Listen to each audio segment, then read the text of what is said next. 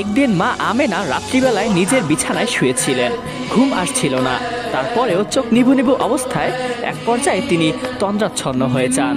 সেই স্নিগ্ধময় রাতের আকাশটি ছিল অদ্ভুত শান্ত, বাতাসে যেন কোনো অজানা সুবাস ছড়িয়েছিল। ঘুমের ঘরে তিনি একটি স্বপ্ন দেখতে পান। তিনি দেখতে পান একটি সুন্দর জায়গায় তিনি অবস্থান করছেন। জায়গাটি খুবই মনোরম ছিল, আকাশে পাখির কিচিরমিচির, আশেপাশে ফুলের মেলা, সব মিলিয়ে তিনি অদ্ভুত শান্তি খুঁজে পান। বর্ণনা করেন, তখন হঠাৎ করে তার সামনে একটি আলো ফুটে উঠল। সেখান থেকে একটি মানুষ প্রকাশ পেল। তিনি শিওর ছিলেন এটি কোনো মানুষ ছিল না, কারণ তার দেহ থেকে উজ্জ্বল আলো বিচ্ছুরিত হচ্ছিল, যেন চাঁদের আলো তার শরীর থেকে ছড়িয়ে পড়ছে। তিনি তার দিকে তাকিয়ে কোমল কণ্ঠে বলতে লাগলেন, হে আমেনা, ভয় পেও না, তোমার গর্ভে একটি সন্তান এসেছে যে এই যুগের নেতা হবে, মানুষের পথ প্রদর্শক হবে এবং এই পৃথিবীর অন্ধকার সে দূর করে দিবে। বর্তমান জাহেলিয়াতের সমস্ত ভ্রান্তি পথগুলো সে সরিয়ে দিয়ে সত্যের প্রদীপ জ্বালাবে। স্বপ্নের ভিতরেই মা আমেনার দেহ কেঁপে ওঠে, কারণ তিনি কখনো পরপুরুষের সামনেও যেতেন না, কারোর সাথে দেখা করতেন না। তারপরেও তিনি ভীতু সন্তুষ্ট না হয়ে সেখানেই দাঁড়িয়েছিলেন। কথা শেষ হওয়া মাত্রই সেই অস্তিত্বটি বাতাসে বিলীন হয়ে যায়। এরপরে তিনি অনুভব করলেন একটি আলোর কিরণ তার শরীরে প্রবেশ করে যেখানে বাচ্চা ধারণ হয় সেখানে পৌঁছালো। আলোটি পেটে পৌঁছানোর পরে অদ্ভুতভাবে পেট থেকে আলো বিচ্ছুরিত হতে লাগলো, এমনকি দূর দূরান্তে সেই আলো ছড়িয়ে পড়লো। মা আমেনা বর্ণনা করেন, সেই আলোটি মাশরিক থেকে মাগরিব অর্থাৎ পূর্ব থেকে পশ্চিম পর্যন্ত সমগ্র আকাশ আলোকিত করে দিয়েছিল। এমনকি শামের বড় বড় প্রাসাদ, গম্বুজ, বিশাল অট্টালিকা আমি সেই আলোর মাঝে দেখতে পাচ্ছিলাম, যেন আমি মক্কায় নই, বরঞ্চ দূর দূরান্তের সেই দেশগুলোর কোনো একটি শহরে দাঁড়িয়ে আমি সেই অট্টালিকাগুলো দেখতে পাচ্ছি। আমি বিস্মিত হয়ে গেলাম, এগুলো কি? এত দূরের জিনিসপত্র আমি মক্কা থেকে কিভাবে দেখতে পাচ্ছি?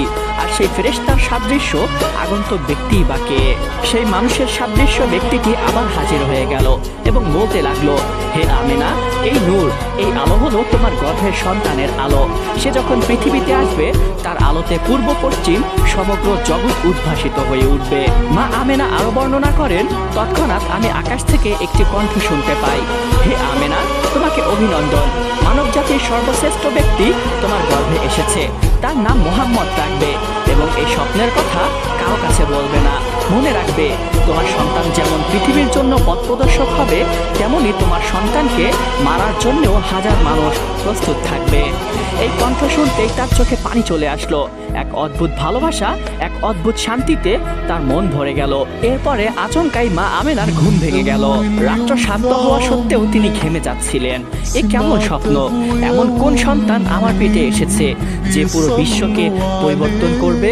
তবে এটা স্পষ্ট ছিল যে এ কোনো সাধারণ সন্তান হবে না। নিশ্চয়ই এই বার্তাটি কোনো ঐশ্বিক বার্তা, কারণ তার পেট ভারী না লাগলেও আগের থেকে কিছুটা প্রশান্তি অনুভব করছিলেন মা আমেনা। অন্যদিকে আকাশের অদৃশ্য জগতে এক অদ্ভুত আন্দোলন শুরু হয়ে গিয়েছে। হাজার হাজার বছর ধরে জিনেরা নির্দিষ্ট এক সীমানা পর্যন্ত আকাশে উঠতে পারত এবং ঊর্ধ্ব জগতে চলিত ফেরেশতাদের কথাবার্তাও শুনতে পারত। আবার কেউ কেউ আকাশের কাছাকাছি গিয়ে ওহী সংক্রান্ত কিছু খবরের অংশও সেখান থেকে নিয়ে আসতে পারত। এরপরে সেই ওহী সংক্রান্ত খবরগুলো পৃথিবীতে এসে তন্ত্রমন্ত্র জাদুকারীদের কাছে সেই খবরগুলো পৌঁছে দিত। তারা আবার সেই খবরগুলো সাধারণ জনগণের কাছে পৌঁছে দিয়ে ভবিষ্যৎবাণী হিসেবে চালিয়ে দিত এবং নিজেকে তাফসীর হিসেবে দাবি করত। কিন্তু সেই রাতে যখন জিনেরা আকাশের দিকে গেল, তখন তারা সেই আগের সীমানা পর্যন্ত পৌঁছাতে পারছিল না। মনে হচ্ছিল কোনো গোপন রহস্য আকাশ পাহারা দিচ্ছে। তখন এক জিন আরেক জিনকে বলতে লাগলো, কি হচ্ছে? আগে তো আমরা এখানে কোনো বাধা পেতাম না।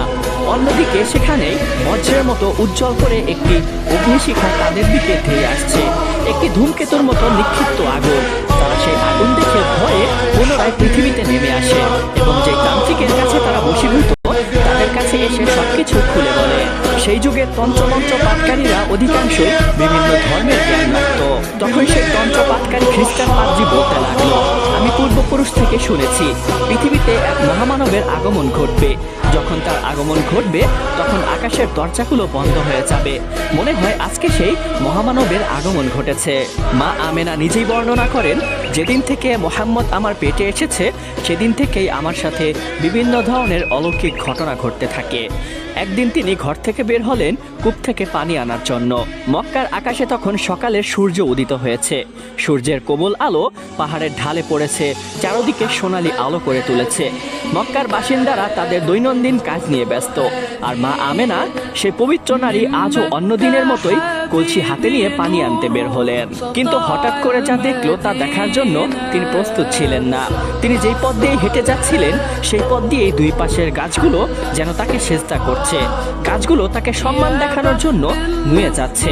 কিছু কিছু বর্ণনায় পাওয়া যায় সেই গাছগুলো অলৌকিকভাবে কথা বলে মা আমেনাকে সালামও করেছিল। তার বাড়ি থেকে কূপ পর্যন্ত বেশ খানিকটা দূরত্ব ছিল, কিন্তু মা আমেনা যেদিন থেকে বিশ্বনবীকে গর্ভে ধারণ করেছেন সেই দিন থেকে কূপ পর্যন্ত সেই পথটি যেন কেমন সংকীর্ণ হয়ে যেত। অল্প সময়ে তিনি কূপের কাছে পৌঁছে যেতেন। জঙ্গল পেরিয়ে যখন তিনি একটি ফাঁকা মাঠের প্রান্ত দিয়ে হেঁটে যাচ্ছিলেন, সূর্যের আলোর কিরণ ছড়িয়ে পড়ছিল, কিন্তু অলৌকিকভাবে একটি মেঘখণ্ড তাকে ছায়া দিচ্ছিল। মনে হচ্ছিল প্রকৃতি নিজেই তাকে সূর্যের আলো থেকে সুরক্ষিত রাখছে, যেন তিনি সূর্যের প্রখর তীব্রতার কারণে কষ্ট না পান। অবশেষে তিনি হেঁটে হেঁটে সেই কুয়ার পাশে দাঁড়ালেন। তিনি যখন কূপের পাশে দাঁড়ালেন তখনও কূপের পানি বেশ গভীরে। এক পা দু পা করে এগিয়ে যখন তিনি কূপের ভিতরে তাকালেন, অলৌকিকভাবে তৎক্ষণাৎ কূপের ভিতর থেকে গলগল করে পানি উপরের দিকে উঠে আসলো। এক পর্যায়ে কূপের মুখ পর্যন্ত পানি ভরে গেল।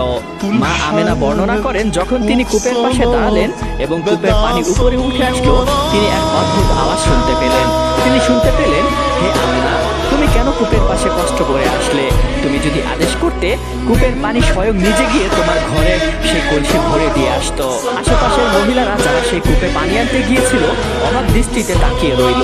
সকলেই হতভম্ব হয়ে গেল এবং মা আমেনাকে বলতে লাগলো, হে আমেনা, তুমি এমন কি করেছো যে তুমি কূপের ভিতরে তাকাতেই পানি উপরে উঠে আসলো? মা আমেনা কিছুই বললেন না। তিনি চুপচাপ একটি মুচকি হাসি দিলেন এবং নিজের কলসিতে পানি ভরে তিনি পুনরায় আবার বাড়ির উদ্দেশ্যে রওনা হলেন। তিনি চলার সাথে সাথেই কূপের পানি আবার নিচের দিকে যেতে শুরু করলো। তখনই মক্কার বাকি মহিলারা যারা সেখানে উপস্থিত ছিল তারা মা আমেনাকে ডাকতে শুরু করলো এবং বলতে লাগলো, হে আমেনা, তুমি যতক্ষণ এই কূপের পাশে ছিলে এই কূপের পানি ভর্তি ছিল এবং পরিপূর্ণ ছিল। যবেই তুমি এখান থেকে যেতে শুরু করেছো, কূপের পানি ক্রমশই নিচের দিকে যাচ্ছে। দয়া করে তুমি কূপের পাশে দাঁড়াও, আমরা এই কূপের পানি তুলি, তারপরেই তুমি এখান থেকে চলে যেও। এবারও মা আমেনা তখনও কিছু বললেন না। তিনি একটু মুচকি হাসি দিয়ে পুনরায় আবার কূপের পাশে দাঁড়ালেন। আবার কূপের পানি উপরে উঠতে লাগলো এবং বাকি মহিলারা সেই পানি নিয়ে সবাই একসাথে চলে গেল। অন্যদিকে কূপের পানিও ধীরে ধীরে আবার আগের মতো গভীরে চলে গেল। মা আমেনা কলসি ভরে নিয়ে যখন ঘরে ফেরার পথ ধরলেন, আকাশ হঠাৎই পাখিদের ডানায় ভরে গেল। এ কোনো সাধারণ পাখি নয়, তাদের ডানায় ছিল সোনালী আভা। তাদের কিচিরমিচিরের শব্দ ছিল সুরের মতো। মা আমেনা থেমে গেলেন। পাখিরা তার মাথার উপর চক্কর দিতে লাগলো, যেন তাকে পাহারা দিচ্ছে। হঠাৎ পাখিদের মধ্যে একটি পাখি মা আমেনার ঠিক মাথার উপরে নেমে এলো, ডানাগুলো ছড়িয়ে দিল এবং মানব কণ্ঠের মতো নরম আওয়াজে শব্দ করতে লাগলো এবং বলতে লাগলো, হে নবীর আম্মাজান, আপনাকে সালাম জানাই। পাখিটি বলতে লাগলো, আপনার গর্ভে আছেন সেই মহান নবী যিনি আল্লাহর রহমত হয়ে দুনিয়া ও আখিরাতকে আলোকিত করবেন। আপনি ধন্য, আপনি মর্যাদাময়ী, আপনি এমন এক সন্তানের মা যিনি দুজাহানের জন্য রহমত। প্রকৃতি যেন স্তব্ধ হয়ে গেল। পথের গাছগুলো আবারও হেলে পড়লো, পাতার শব্দে যেন সম্মান প্রদর্শন করলো। তিনি একটু মুচকি হাসলেন। মনে হচ্ছিল তিনি এই বিষয়টির জন্য আগে থেকেই প্রস্তুত ছিলেন। মা আমেনা ধীরে ধীরে ঘরের দিকে ফিরছিলেন। কলসিটি যেন খুবই হালকা লাগছিল, হৃদয় ভরেছিল আলোয়। প্রতিটি পা ফেলতেই মনে হচ্ছিল এই পৃথিবী তার গর্ভের শিশুর জন্য অপেক্ষায় দাঁড়িয়ে আছে। তিনি যে পথ দিয়ে হাঁটতেন সেই পথটি সুগন্ধে ভরে যেত। মৃদু কোমল স্বর্গীয় এক সুগন্ধি, যার সাথে এই দুনিয়ার কোনো সুগন্ধিরই তুলনা হয় না। এটা এমন এক ঘ্রাণ যেন কেবল জান্নাতের বাগান থেকেই আসছে। মা আমেনা নিজে বুঝতে পারতেন না এই সুগন্ধি কোথা থেকে আসছে। তিনি বাড়ির উদ্দেশ্যে সেই পথ দিয়ে হেঁটে যাচ্ছিলেন। সেদিন রাস্তায় কিছু নারী পুরুষ নিজেদের কাজে ব্যস্ত ছিল। কেউ পানি আনতে, কেউ বাজারে, কেউ সন্তান করে নিয়ে হাঁটছিল। মা আমেনা তাদের পাশ দিয়ে যাওয়ার মুহূর্তে তারা হঠাৎ থমকে গেল। একজন বলতে লাগলো, এই ঘ্রাণটা কোথা থেকে আসছে? আরেকজন মুগ্ধ হয়ে বলতে লাগলো, আমি তো এমন সুগন্ধি জীবনেও কোথাও পাইনি। তারা চারদিকে তাকাতে লাগলো, কিন্তু কোনো সুগন্ধির বোতল বা আতরের চিহ্নই পেল না। তবে প্রত্যেকেই পরিষ্কারভাবে বুঝতে পারছিল যে এই ঘ্রাণটি মা আমেনার দিক থেকে আসছে, কারণ ইতিপূর্বে তার আসার আগে এই ঘ্রাণটি ছিল না। সে এখান দিয়ে অতিক্রম করার পর থেকেই এই ঘ্রাণটি চারদিকে ছড়িয়ে পড়েছে। তখনকার সমাজে যেসব নারীর স্বামী মারা যেত